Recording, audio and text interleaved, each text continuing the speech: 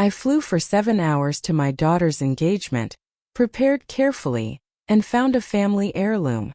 But everything went off plan.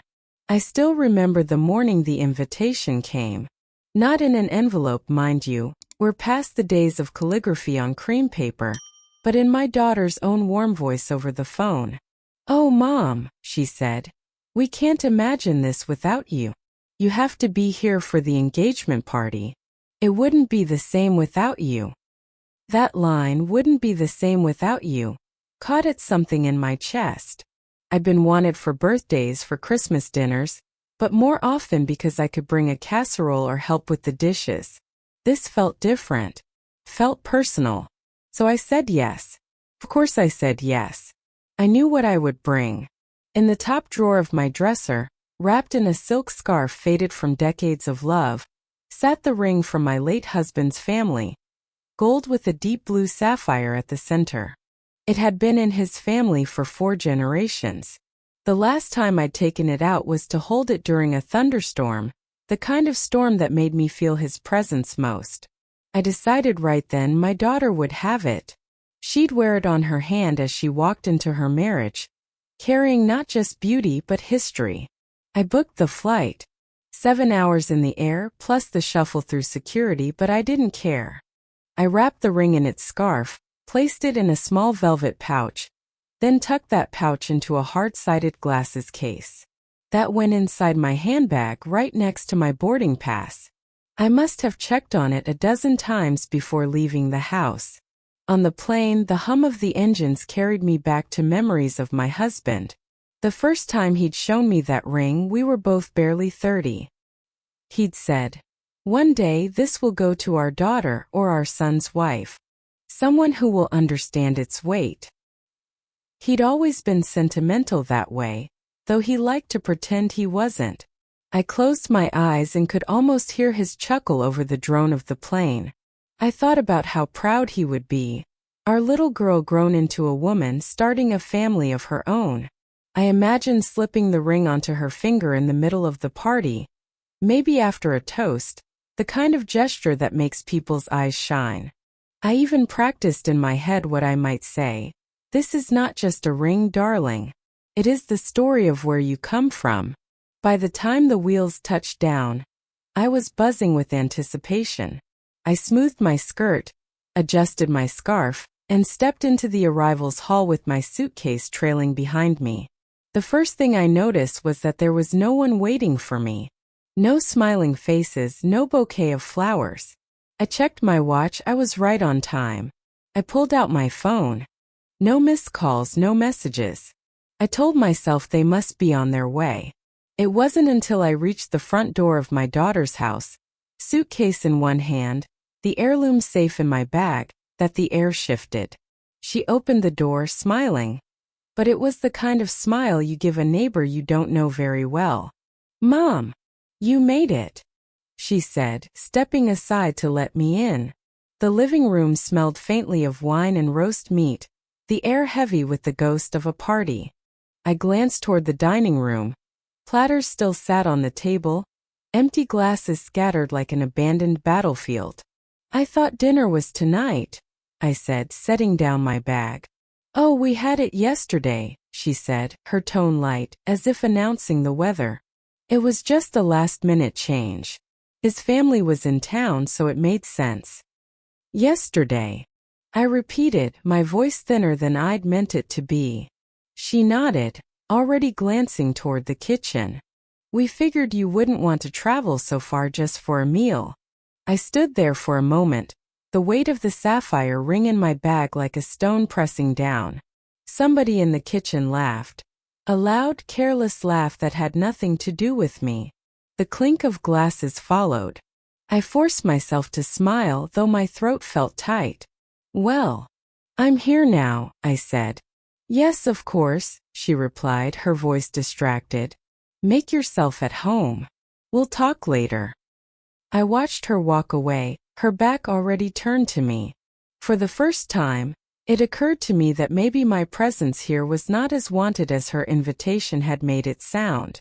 That night, lying in the guest room with the suitcase still zipped at my feet, I kept running over her words in my head.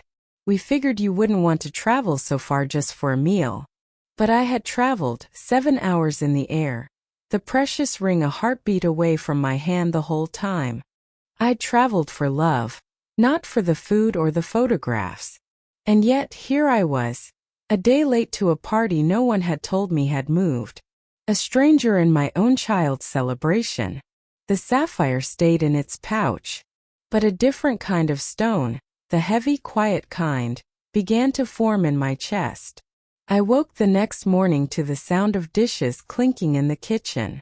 For a moment I thought maybe they were making breakfast for us all the way families do when someone's come from far away. I slipped on my robe, smoothed my hair, and stepped into the hall. The kitchen was half lit, the blinds still closed. My daughter stood at the counter with her fiancé, their heads bent close together. Their voices dropped to whispers the moment they saw me. "Morning," I said, forcing brightness into my tone. "Oh, good morning, Mom," she replied a little too quickly. "We were just heading out. There's some cereal if you want." I glanced at the 2 coffee mugs on the counter, steam curling upward. "No third mug for me." "Heading out?" "Yes," her fiancé said, straightening. "We've got errands. You know, wedding stuff." I nodded, stepping aside as they brushed past. They didn't ask if I'd like to join them. The front door closed, and the house fell silent except for the hum of the refrigerator. That was the pattern for the next few days. They were rarely home, and when they were, it was as if they were entertaining a guest they didn't quite know what to do with. Meals were eaten separately. Sometimes they'd order takeout for themselves and not mention it to me. I made my own tea in the mornings, scrambled a couple of eggs when I felt hungry, and kept mostly to the guest room, my suitcase still partly packed. One afternoon I thought I'd try to bridge the gap. I found my daughter in the living room scrolling on her phone. "Do you need help with anything for the wedding?" I asked. She glanced up briefly. "Oh no, we've got it covered." "Are you sure?" I could. "Really, Mom, it's fine." Her attention had already drifted back to the screen. I retreated to the kitchen, feeling a little foolish. I'd imagined we'd spend these days together. Maybe sorting old photos or talking about flowers and dresses. Instead, I felt like a distant cousin invited out of obligation. That evening, I came down the hall and heard low voices again, this time from the kitchen.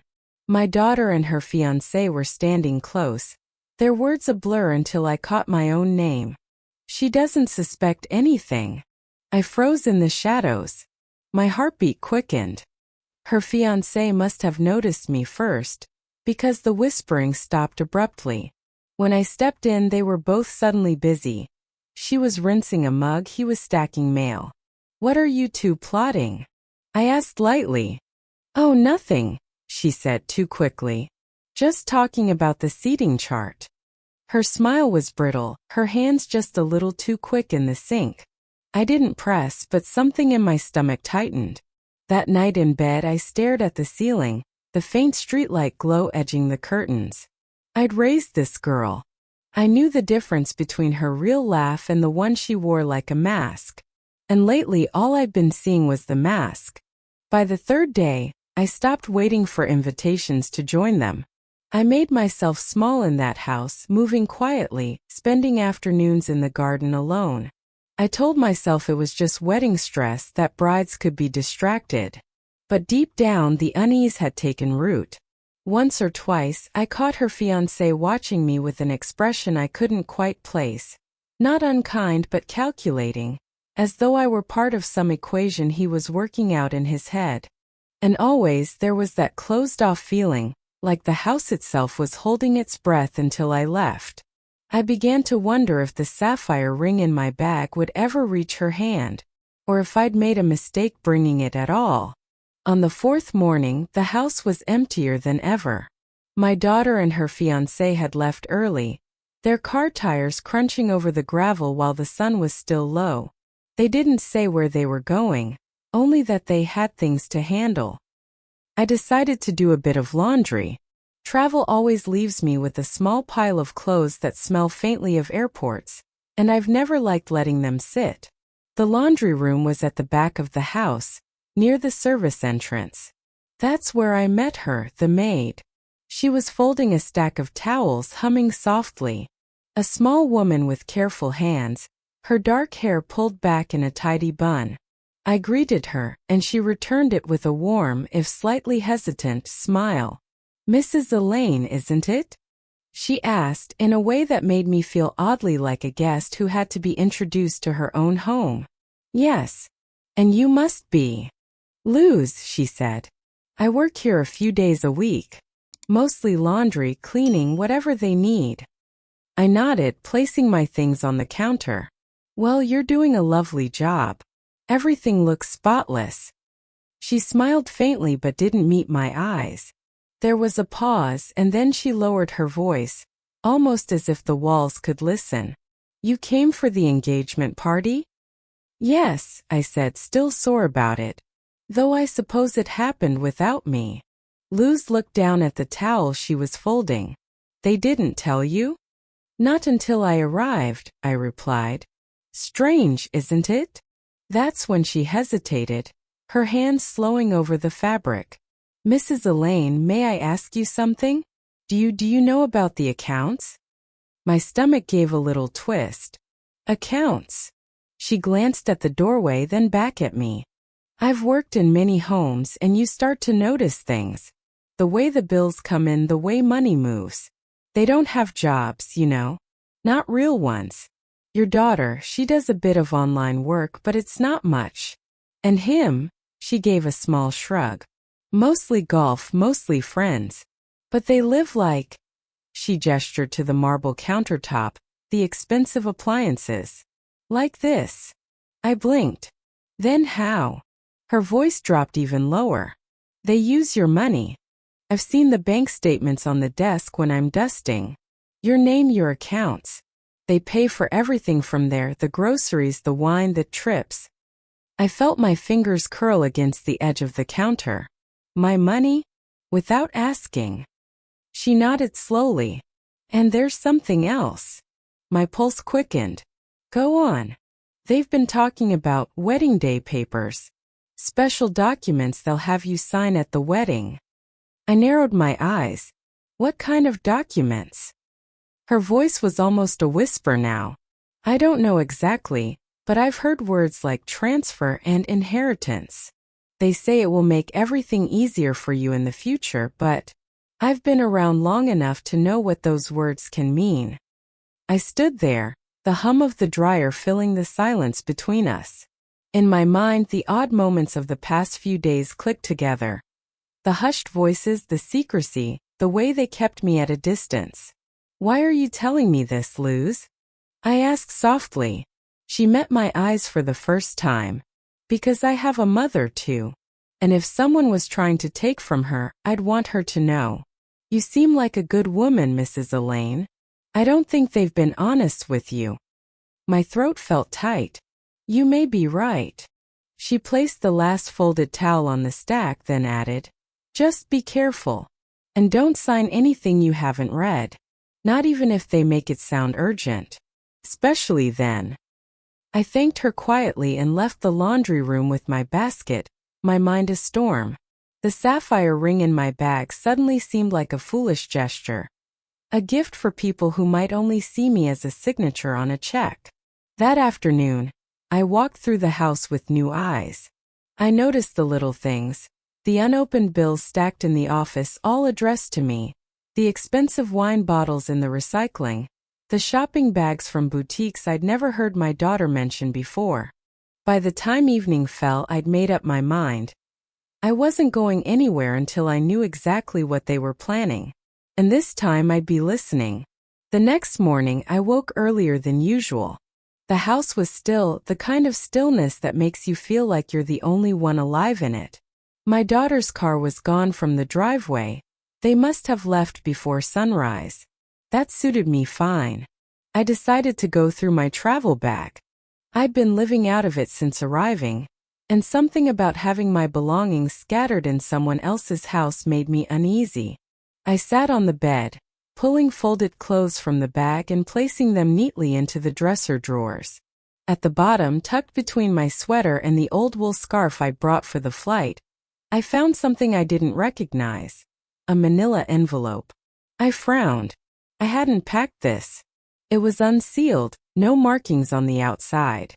I opened it, thinking perhaps it was a note or some photographs my daughter had slipped in as a surprise. But what slid into my hands made my breath catch. It was a photocopy of a legal document. A property transfer form. My property. The kind with long, grim lines of legal print, the kind you read 3 times before you even understand the first paragraph. And at the bottom, in bold black ink, was my signature. Only it wasn't mine. The curve of the E was wrong. My hand always made a clean loop on the A. But this one was a tight, pinched curl. Whoever had signed it had studied my handwriting, but not well enough. My stomach twisted. I sat there for a moment, the paper trembling in my fingers. It wasn't just suspicion now. It wasn't whispered warnings from a kind maid. This was proof. I pulled out my phone and took a photograph, making sure to capture every detail, the document title, the date, the forged signature. Then I slid the paper back into the envelope, sealed it, and buried it deep in my bag again. I needed to think. That afternoon I tried to act normal. When my daughter and her fiancé returned, laughing about something I couldn't quite hear, I was in the kitchen making tea. I greeted them calmly, my voice light, my hands steady on the kettle. But every time I looked at them, I saw the envelope in my bag. I saw the fake signature. I thought of Luz's warning about wedding day papers and realized this might have been a test. A trial run before they slid the real thing under my pen in the middle of some champagne toast, when everyone's eyes were on the happy couple, not on the fine print. The thought made me feel both cold and oddly steady. Cold because the betrayal was deeper than I'd feared. Steady because now I knew. That evening, I carried my tea to the garden and sat under the arbor. My husband and I used to talk here during the summer evenings, the scent of roses drifting through the air. I thought of him then, how he would have handled this. He'd been practical to the bone. You don't leave a lock broken, he used to say. You fix it before someone tests the door. The lock was broken now, but maybe I could still fix it. Later, after they'd gone to bed, I sat at the small desk in the guest room and began making notes. Dates. Details. The exact wording of what Luz had told me. The appearance of the document. Even the tone in my daughter's voice when she told me the party had been yesterday. Every story leaves a trail, my husband used to say. You just have to know how to follow it. By midnight I had a plan forming. I wouldn't confront them yet. No, that would give them time to cover their tracks, to hide the real papers, to spin some tale about how it was all a misunderstanding. Instead, I would gather. Quietly, steadily. Evidence has more weight than outrage. I placed my notes in my handbag beside the photo on my phone. Then I zipped the bag shut and set it on the chair beside the bed, where I could see it in the moonlight. I slept better than I had in days. Not because I felt safe, but because for the first time since I arrived, I had something solid in my hands. The next step would be finding out exactly what they were trying to take. And just how much it was worth. The day after I found that forged signature, I woke with a different kind of energy. It wasn't joy, joy had long left this house, but a sort of quiet purpose. My daughter and her fiancé left mid-morning, chattering about lunch reservations. I waited until the sound of their car faded down the drive before slipping into the office. I'd been in this room before, though always as a polite visitor, sitting in the guest chair while my daughter paid bills or scribbled in a planner. But today I wasn't here to make small talk. The desk was neat, unnaturally so. A leather blotter, a brass pen holder, a few folders stacked at the corner. In the middle, the faint outline of where papers had recently been, the kind of faint rectangle you see when something's been lifted after sitting for a long time. I began with the top drawer. Office supplies, nothing interesting. The second drawer yielded more. bank statements, insurance letters, tax filings. I slipped on my reading glasses and began scanning. There it was, the first solid confirmation of Luz's warning. A checking account under my name, one I hadn't personally touched in years, showing regular withdrawals, boutiques, travel agencies, wine shipments, even a jeweler. I turned the pages, noting the dates. This wasn't a one-time slip. It was steady, planned. The next folder was labeled Events. Inside were invoices for the upcoming wedding, venue deposits, catering, floral arrangements, all marked paid. The payment source? My account. I felt a slow simmering heat in my chest. Then at the bottom of the pile, I found a thin blue folder labeled Transfer Wedding Day. My hands trembled slightly as I opened it. Inside was a checklist. Property deeds, 3 estates. Title 1937 Rolls-Royce Phantom 2, my father's car. Kept in storage but still shine like the day he bought it. Corporate shares, Miller and Rhodes Company. Family trust. Each had a note beside it. To be signed by Elaine, witness present. I sat back in the chair, my eyes fixed on the list. This wasn't just greed. This was a sweep, a clean, calculated removal of every major asset I owned. The number at the bottom of the page, circled twice, read, $37 million. $37 million. A lifetime of careful stewardship, of choices my husband and I had made together, reduced to a single figure in black ink. I closed the folder slowly, feeling my heartbeat in my fingertips. The forged signature I'd found yesterday now seemed like a rehearsal.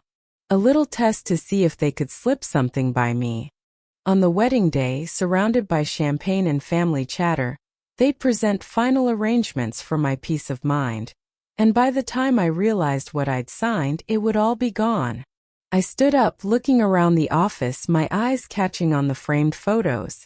One of my daughter and me when she was 6, both of us sunburned and smiling by the lake. Another of my late husband shaking hands at a company banquet. I wondered what he would say if he could see this.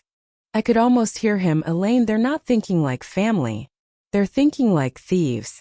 By the time I left the office, I knew exactly what I was dealing with. This wasn't a misunderstanding. This was an operation. That afternoon, I took a slow walk around the property. From the outside, everything looked perfect, manicured lawns, trimmed hedges, the scent of roses on the breeze. But I knew now what lay beneath the surface. At the far end of the garden, I sat on a stone bench and thought through my next steps. The most dangerous thing I could do now was react too soon. If I confronted them, they'd only become more careful. No, I needed to keep my smile in place, my voice warm, my eyes seemingly blind. But inside I would be gathering. Every piece of paper, every statement, every scrap of proof. That night, in the quiet of the guest room, I took out my notebook and wrote down everything I'd seen in the office, dates, amounts, the exact wording of the transfer list. I drew a small box around the number. $37 million. I wanted it burned into my mind. I also added a new line to my plan. Contact lawyer. Trusted only. The thought of involving an outsider gave me a sense of relief. I knew one man who'd handled my husband's affairs decades ago. Discreet, meticulous, the kind who didn't flinch at family disputes. If anyone could help me untangle this mess and make sure my assets were locked down, it was him. Before I turned out the light, I reached into my bag and felt the sapphire ring through its scarf. I'd once thought it would be a symbol of trust between my daughter and me. Now it was a reminder of how wrong I'd been, and of the legacy I had to protect, even if it meant protecting it from her. I fell asleep knowing the truth of it. They'd built their whole future on the assumption that I wouldn't see what they were doing. But I had seen, and they had no idea what was coming next. 2 days after I uncovered the scope of their scheme, the phone rang while I was having my morning tea in the garden. The number wasn't one I recognized, but the area code stirred something familiar. I answered, cautious. Elaine? It's Walter Rhodes, the voice said, deep and steady. I'm not sure if you'll remember me. Of course I remembered. Walter was my late husband's cousin, though cousin didn't quite capture it. They'd grown up more like brothers, working summers together on my father-in-law's farm and later building parts of the family company side by side. I hadn't spoken to him in years, not since after my husband's funeral, when the family had drifted into its separate corners. Walter, I said, surprised at the warmth in my own voice. It's been a long time. It has, he agreed. And I wouldn't be calling without good reason. I've come across something that concerns you. I set my teacup down. Go on. I keep an eye on the old family trust accounts, he said, more out of habit than anything. A few weeks ago, I noticed some unusual activity in one of them, withdrawals authorizations that don't match the pattern we've kept for decades. Your name is still listed as a primary, but someone else has been moving funds as if they own the place. My stomach tightened. I think I know who, I said quietly. Walter paused. I had a feeling. Elaine, your husband would roll over in his grave if he knew what they were trying to do. I don't know how deep it goes, but I can tell you this isn't just about the trust. I saw transfers linked to your corporate shares as well. They're reaching for the crown jewels.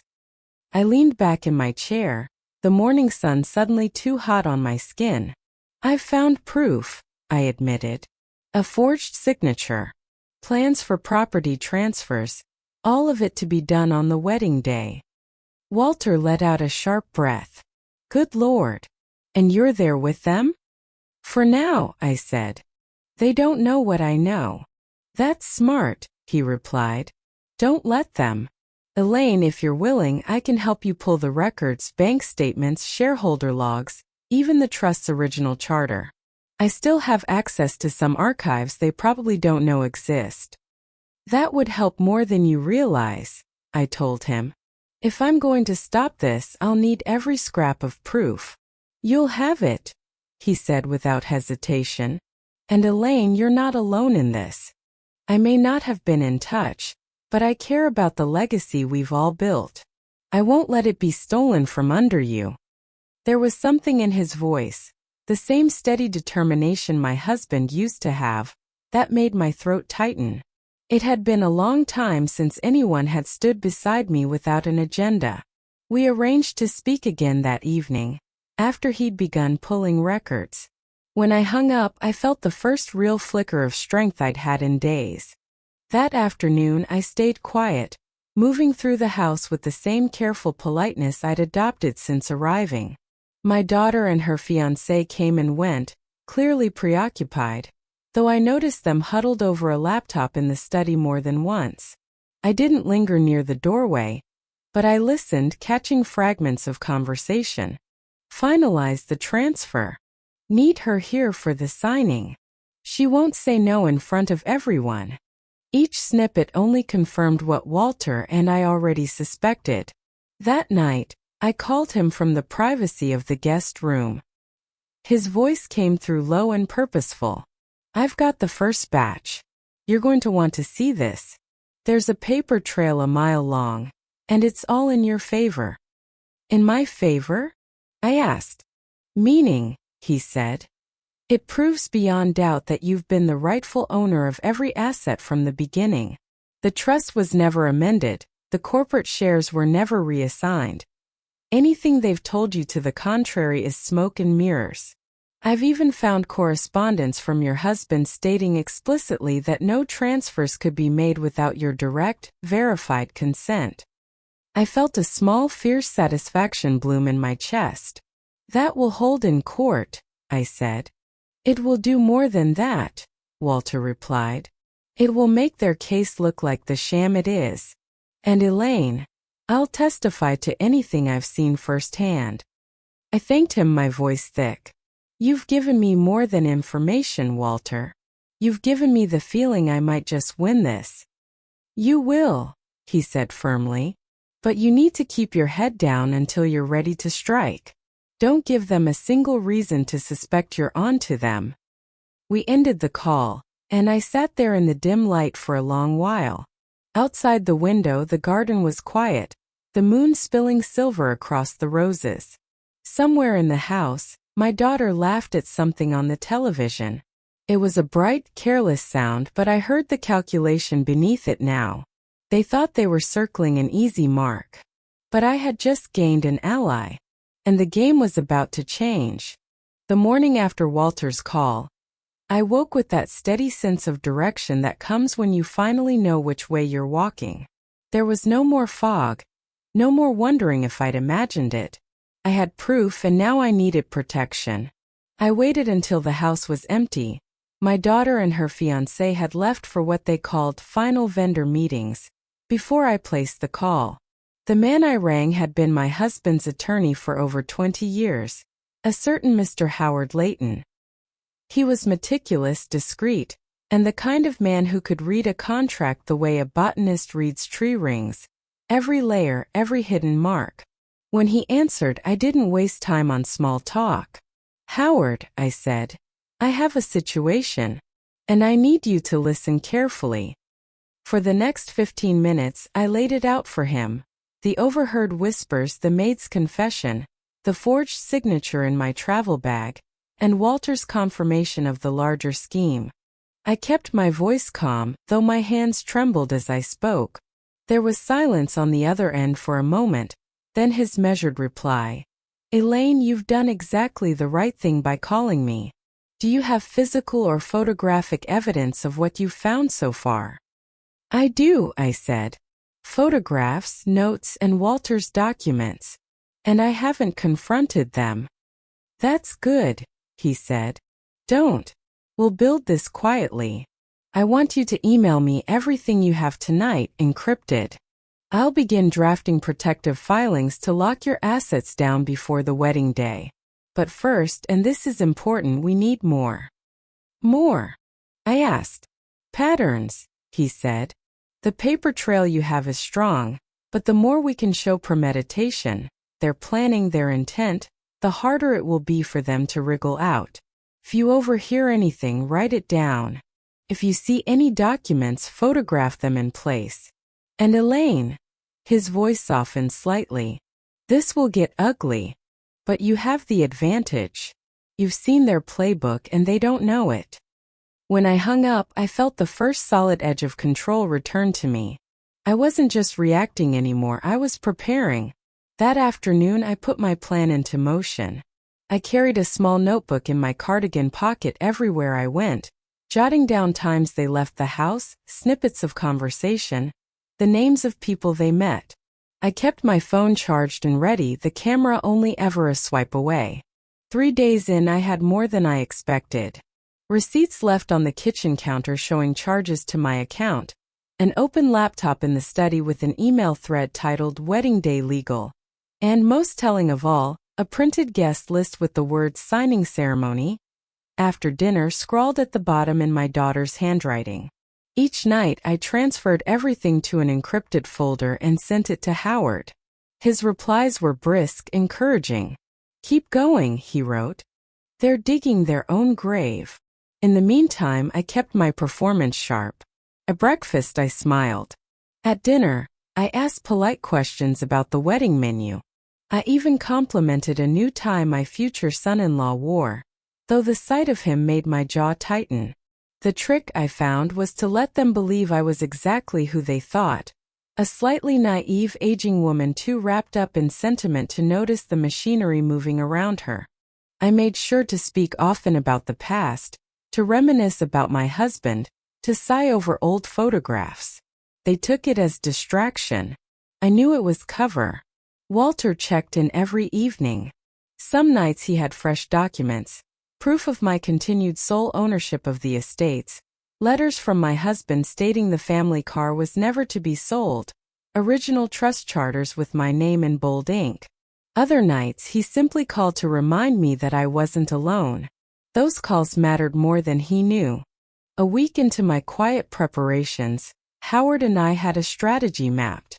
By the time the wedding arrived, he would have airtight filings ready. If they tried to push anything under my pen, I would sign nothing. And if they forged anything, the evidence we'd gathered would bury them. The hardest part was keeping my temper in check.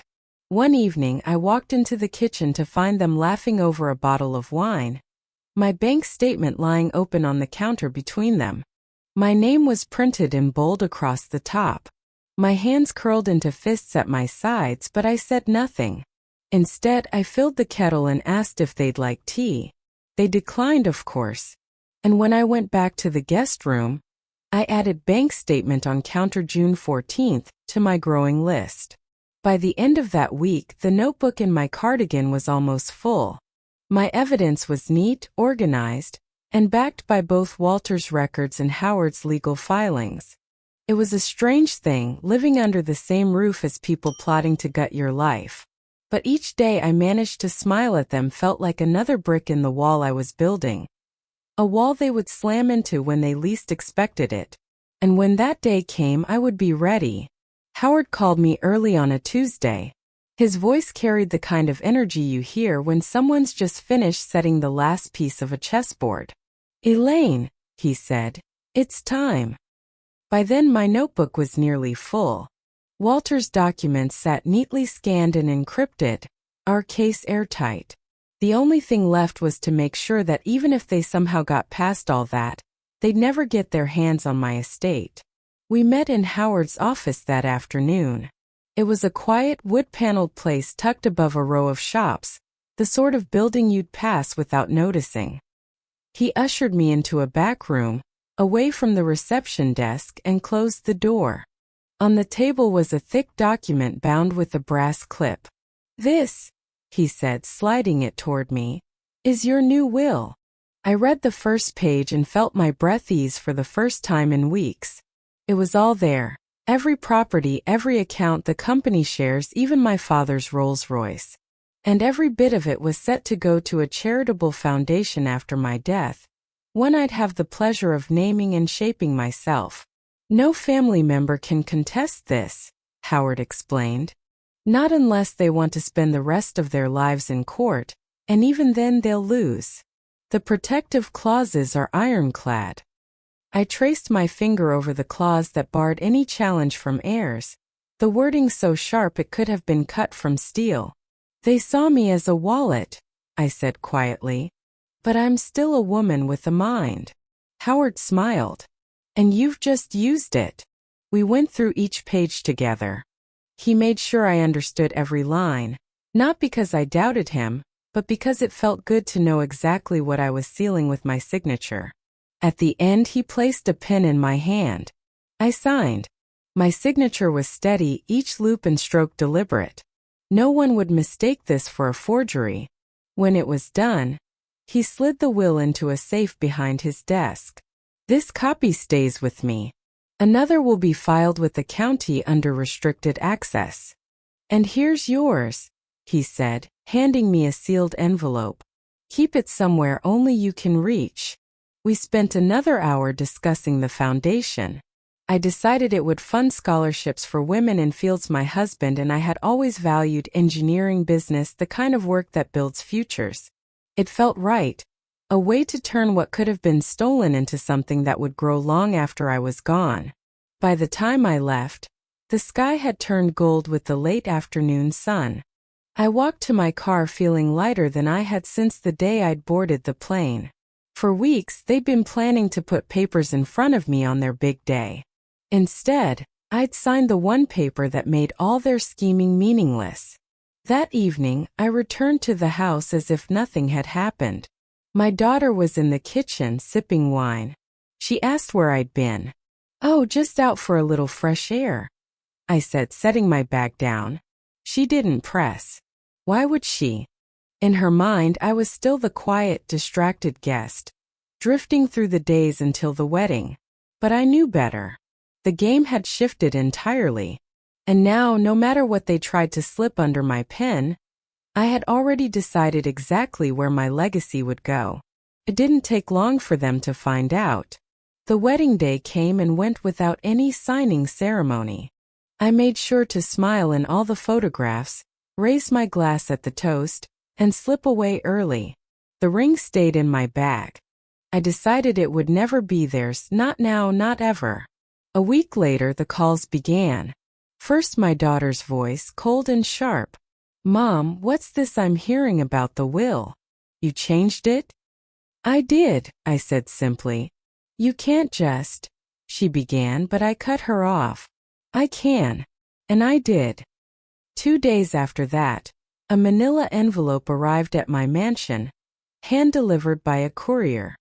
Inside was a summons. My daughter and her husband were suing me, claiming I was unduly influenced into changing my will and that the assets rightfully belonged to them.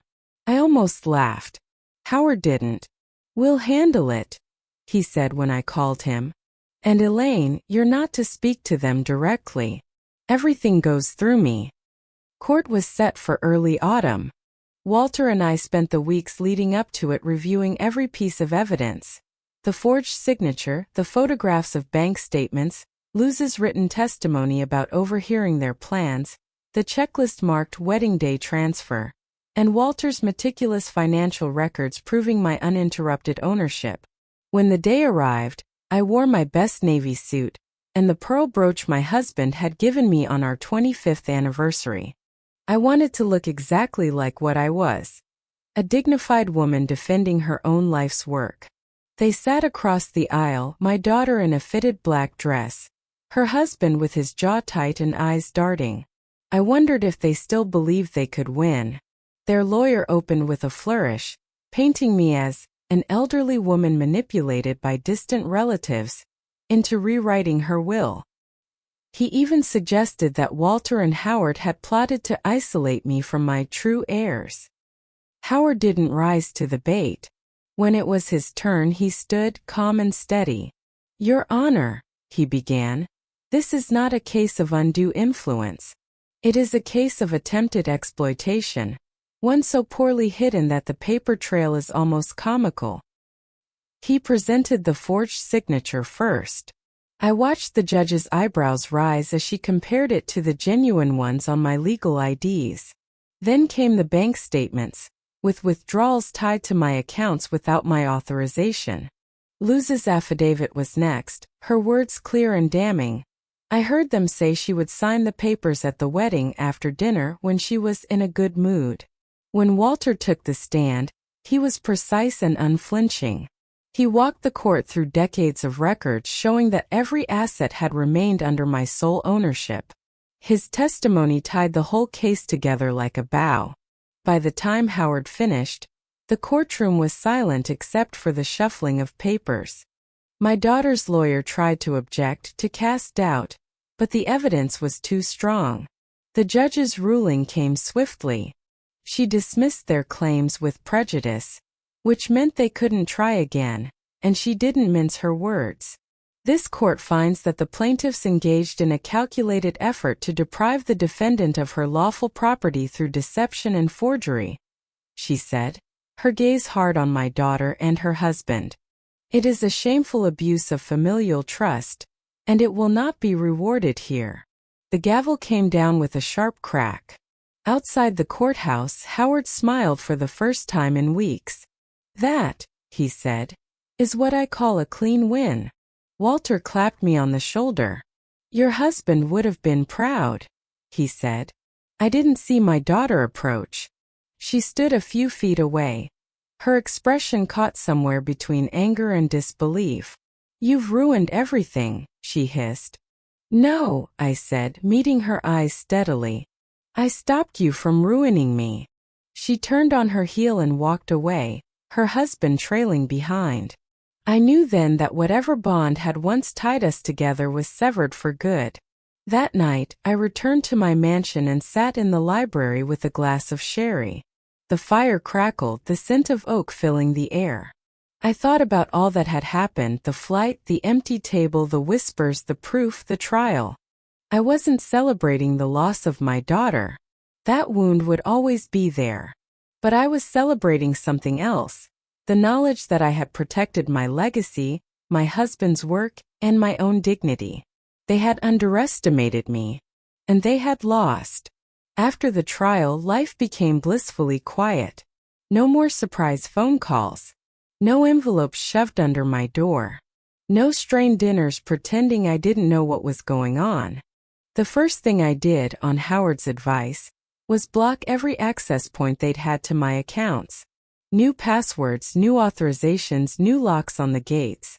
My bank manager, a sensible woman with steel gray hair and a mind sharp as a tack, called me personally to confirm that not even a penny could be touched without my say-so. The second thing I did was cut them from my estate formally.